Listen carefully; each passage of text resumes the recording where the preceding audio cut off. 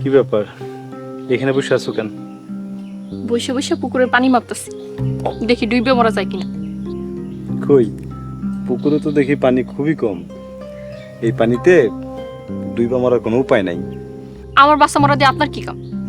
আমার আবার কি, তুমি আমাগো বাড়িতে গেছিলা টিফিন বক্স হাতে নিয়ে, কিছু না করে হুট করে চলে আইলা, তাই তোমাকে চাইলাম। আপনি এখানে আইছেন কেন? যান, কত আদর যত্ন করে মানুষ আপনারা খাওয়াই দিতেছিল, আপনি ওইখানেই যান। তাতে কি তোমাকে হিংসা হয়? আমার কেন হিংসা হইব? আমি কি আপনার বউ লাগি? ও, আমি তো মনে করছিলাম তোমার হিংসা হয়, তাই ছিলাম তোমার বুঝাইতে। থাক, তাহলে আমি যাইগা। কই যান? আমি যেটা মনে করছিলাম, যেটা ভাবছিলাম, এটা তো আর সত্যি না, তাই যাইগা। এখন কি চিল্লাই কয়া লাগবো যে আমার হিংসা হয়েছে?